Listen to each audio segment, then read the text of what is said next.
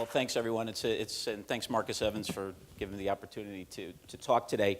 I feel like Jimmy Fallon, at the 11 o'clock time slot, and there's been so many people in prime time that have done amazing jobs. I mean, a PhD up here talking about human performance, and then I don't know who was in the room for Dennis, but I wish he was here because his energy was just ridiculous. I'm the happiest guy in the world. So. What I really wanted to do today was tell you a little bit about my story. You've already heard a little bit about it, but kind of thought it was appropriate. We just finished with a doctor around passion, and that's why I'm a learning professional, to be honest with you. When he talked about passion, it's what drives you, it's your North Star, it's what leads you. I kind of look at it in two ways. I have a professional passion and a personal passion. So I'm going to talk a little bit about my personal passion, but mainly my professional passion. So, and then tell you the story about Swiss Re, because it's the first company I've ever worked for. I've been at this for 30 years, 5 companies, where when I tell people I work for Swiss Re, they go, "What's Swiss Re?" And you'll see in a bit, it's a pretty amazing organization that's been around for 153 years. So. But before I do that, I do actually have another fun fact that I wanted to share. My fun fact is I love shopping with my daughter and my wife.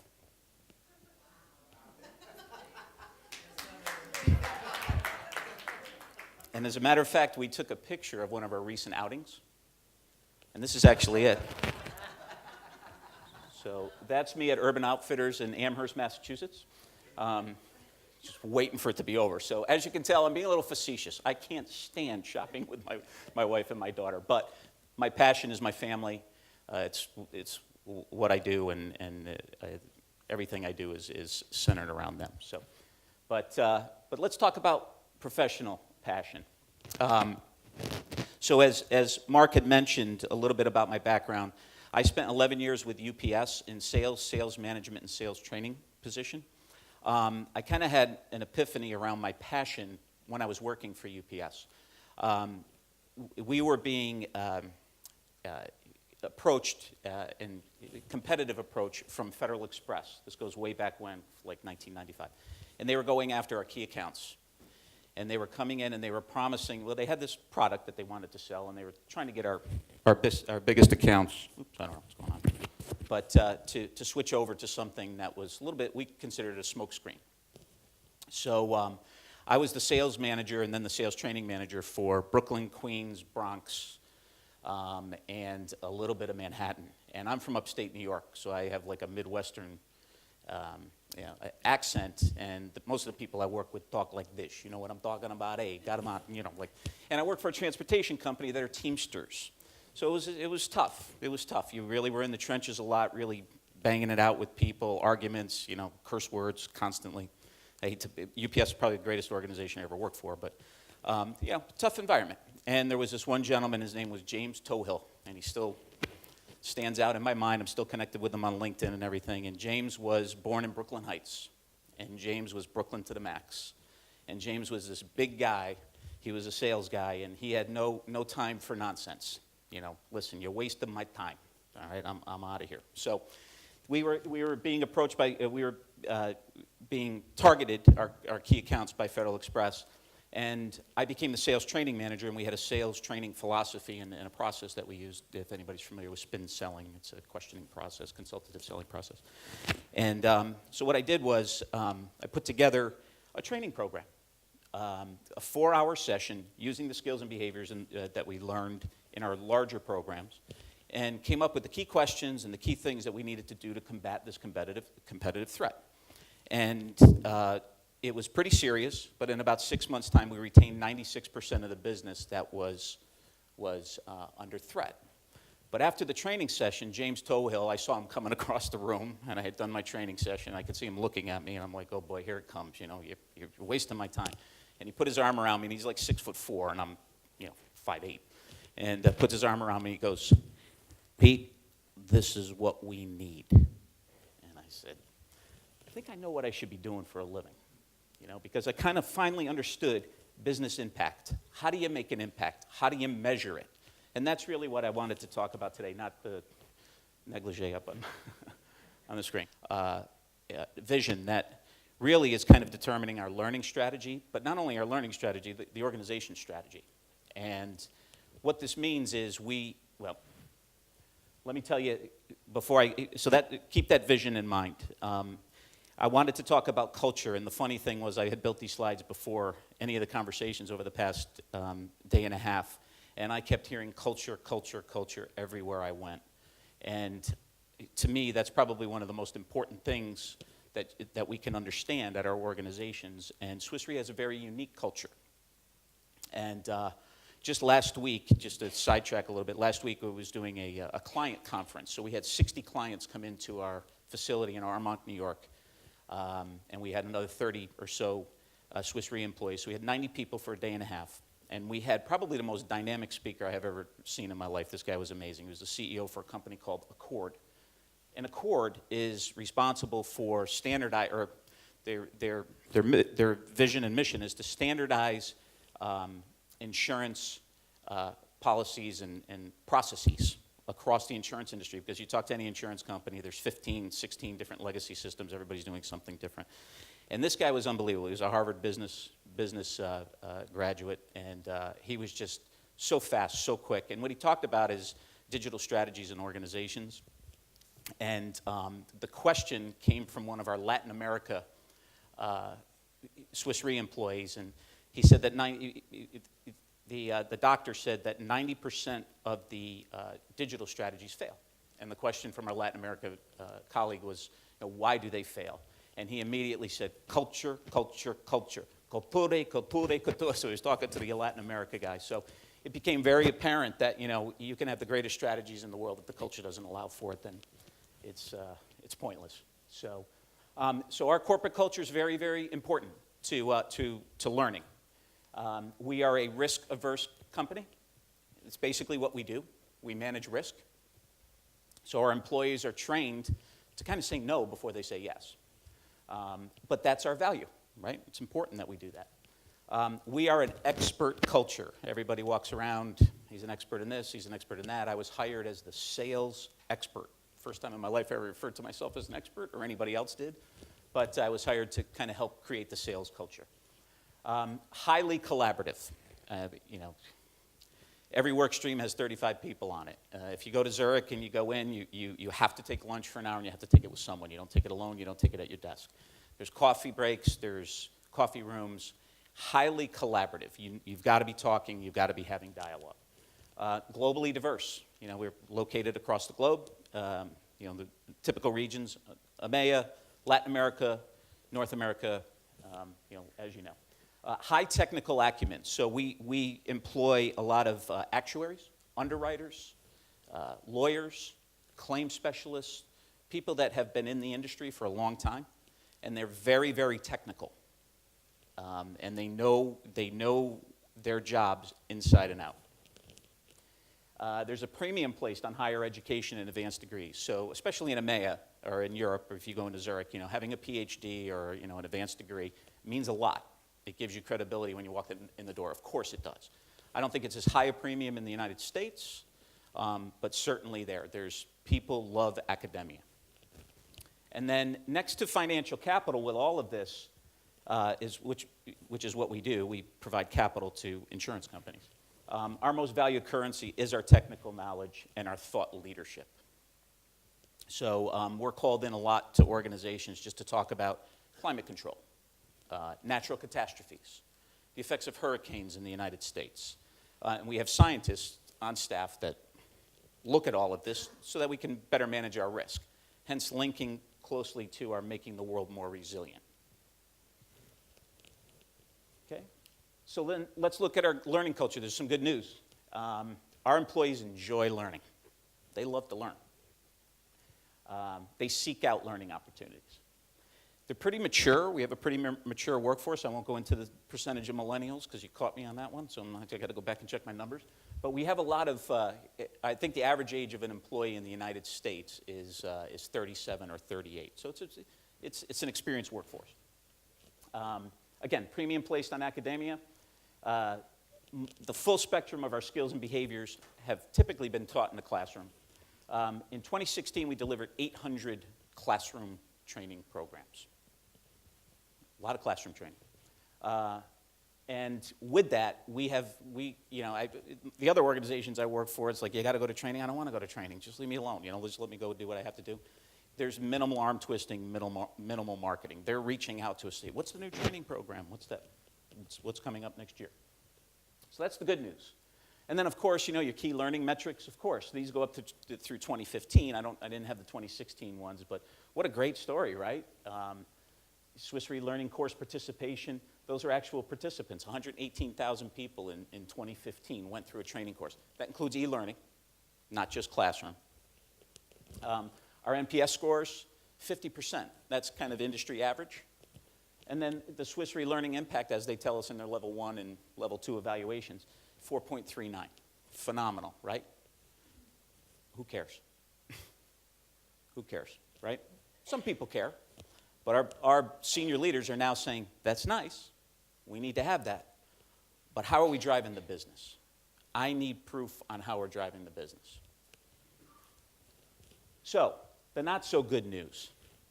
When you look at the learning function, we're focused on creating new classroom programs constantly. Well, that's what it has been.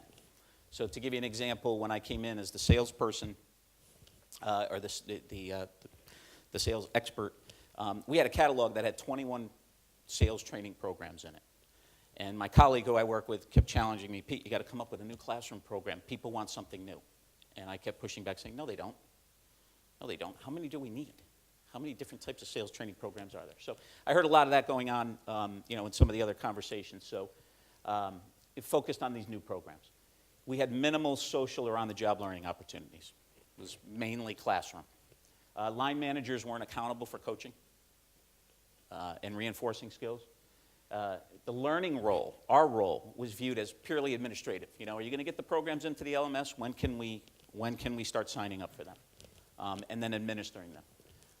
Learning accessibility score was well below the benchmark. This came out of a CEB study that we did where they rate learning in 3 categories.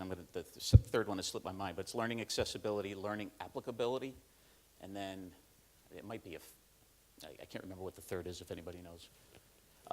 But we scored very well on the 2 categories, but learning accessibility, we were well below the benchmark, meaning people were waiting for programs, and that was it. But they had a hard time finding them, and they had a hard time finding any type of social learning or online learning or any type of digital type of learning.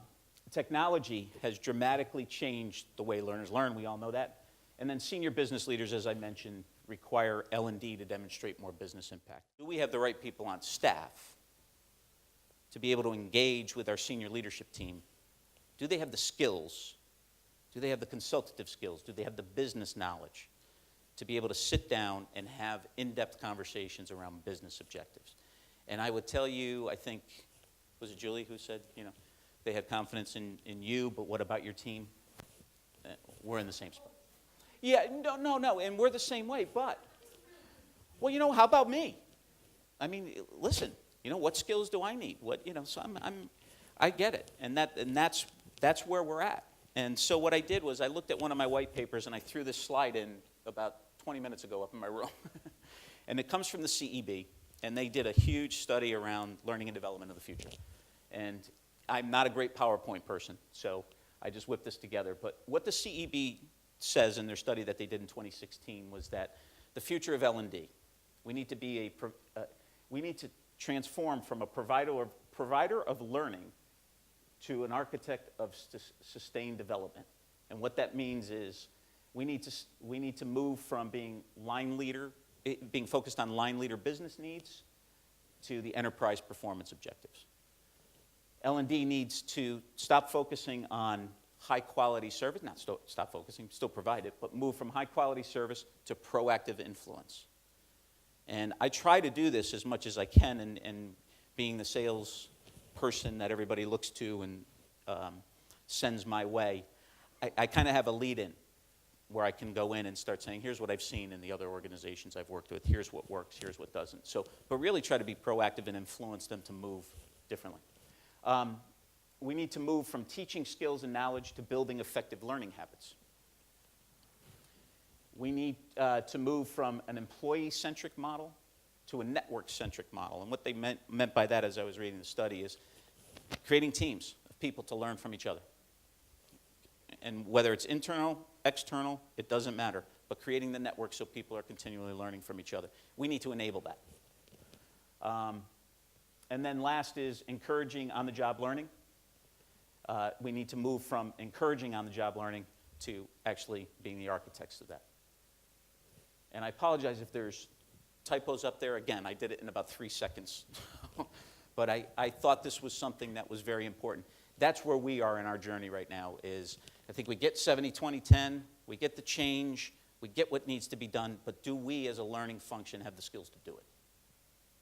So with that, listen, questions, comments, and also any suggestions you have for me, because this is hard. This 5 is really minutes hard for questions. Okay.